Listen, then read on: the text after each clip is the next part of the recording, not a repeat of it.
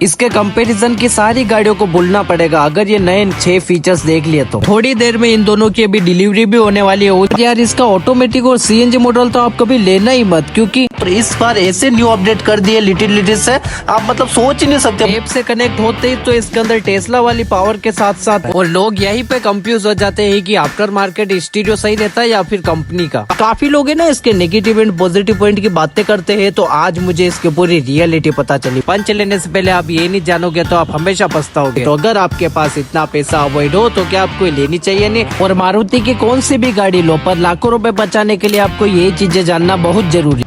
A few moments later.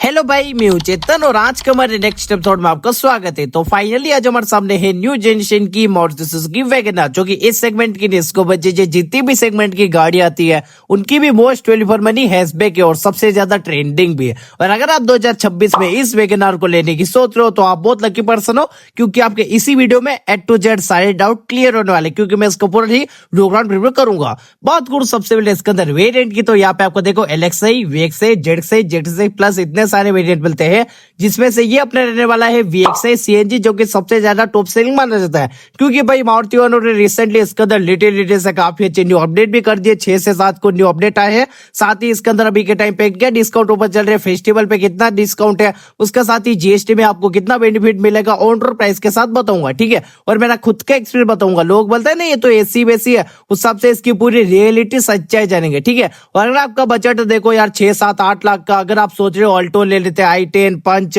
Espresso, Tiago, तो भाई आप जरूर बने रहना, क्योंकि उनके रिलेटेड भी आपके डाउट क्लियर होंगे, क्योंकि आपके लाखों रुपए बचने वाले, ठीक है।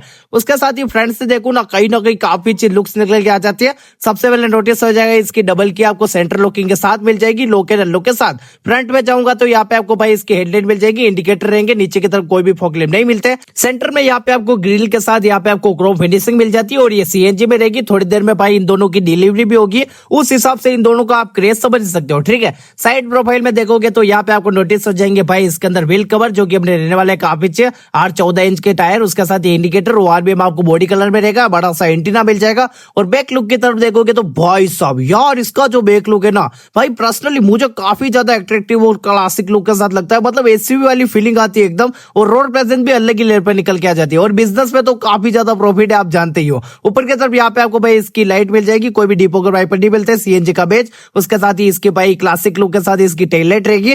यहाँ पे आपको मिल जाती है वैगनआर का बेज मिल जाएगा, उसके साथ ही अपने पार्किंग सेंसर रहने वाले हैं। और ये लाइटें तो भाई आप जानते हो भाई स्कॉर्पियो ने कॉपी की है, उस हिसाब से आप इसका तो क्रेज अलग ही है। यहाँ से बूट ओपन करूंगा तो यहाँ पे आपको पूरा बूट ओपन हो जाएगा, दोनों तो आपके हाइड्रोलिक सिस्टम। और भाई बूट स्पेस में तो भाई आप टेंशन लो ही मत, क्योंकि यहाँ पे आपको मिल जाता है इतना भर के स्पेस, क्योंकि कोई दिक्कत वाली बात ही नहीं है भाई। स्लाइड कर दो और बड़ा आराम से सारे सामान रखो। और इसके अंदर भी फैक्ट है भाई, अगर आप काफी लोग बोलते हैं बूट स्पेस नहीं मिलता है, इंजन में थोड़ी दिक्कत आ जाती है, CNG मॉडल लेते हैं, तो वो भी मैं आपको आगे फैक्ट बताऊंगा किसको कौन सा वेरिएंट लेना चाहिए कौन सा नहीं।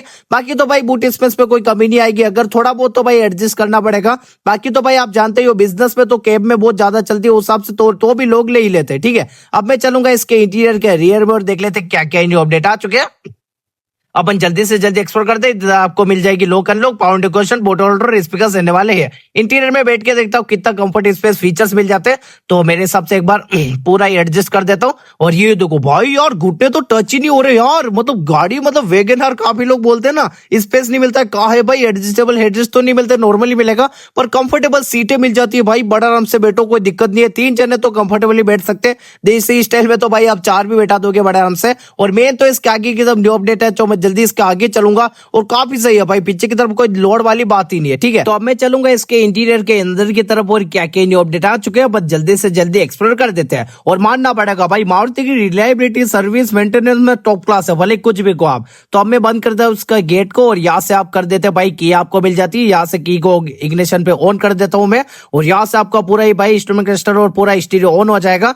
यहाँ पे सबसे पहले भाई नेविगेशन भी काफी अच्छी मिल जाती है भाई, काफी ज्यादा पावर है इसके अंदर। बाकी यहाँ पे आप देखो इंस्ट्रूमेंट क्लस्टर काफी अच्छा सा मिल जाता है, जिसके अंदर आप A to Z सारी नेविगेशन चेक कर सकते हो, जैसे कि स्पीडोमीटर मिल जाता है, MID में माइलेज से लगा के temperature, kilometre, engine light warning, seat belt warning, door ajar warning, सारी आप इंफॉर्मेशन देख सकते हो। स्टीयरिंग काफी अच्छा सा मिल जाता है, उसके साथ ही यहाँ पे आपको हेडलाइट कंट्रोल, वाइपर के कंट्रोल काफी अच्छा मिल जाता है और काफी सही है, ठीक है। और आपके हाइट के अकॉर्डिंग इससे आप एडजस्ट भी कर सकते हो, आपके हाइट के अकॉर्डिंग काफी सही है, ठीक है। सेंटर में नोटिस करोगे यहाँ पे आपको मिल जाएगा भाई इसके अंदर स्टीरियो, जो कि ब्लूटूथ कनेक्टिविटी, रेडियो, ऑडियो सारे ही चला सकते हो इसके अंदर, नॉर्मली मिलता है काफी अच्छा सा। और एसी भी मैं सेट कर देता हूँ। बाकी तो भाई इसके अंदर आप सारी नेविगेशन चला सकते हो, 4 स्पीकर आप चाहो तो लगवा सकते हो। वैसे तो हाँ, वैसे तो इसके अंदर 2 स्पीकर तो आते हैं, ठीक है, वो उस हिसाब से चला सकते हो, ठीक है। एसी वेंट्स का ऑप्शन मिल जाते हैं और काफी अच्छे भाई यहाँ पे आपको 12 का चार्जर सॉकेट। और एसी भाई चलाने की देरी हुई है, मतलब कि भाई हवा भी आने लग गई भाई। इधर आपको मिल जाता है छोटा मोटा स्पेस, कोई भी आर्मरेस्ट नहीं मिलेगा, पर क्लब बॉक्स में कोई टेंशन मत लो भाई, क्योंकि क्लब बॉक्स में भर भर के यहाँ पे आपको स्पेस देखने के लिए मिल जाएगा, ठीक है, काफी अच्छा सा।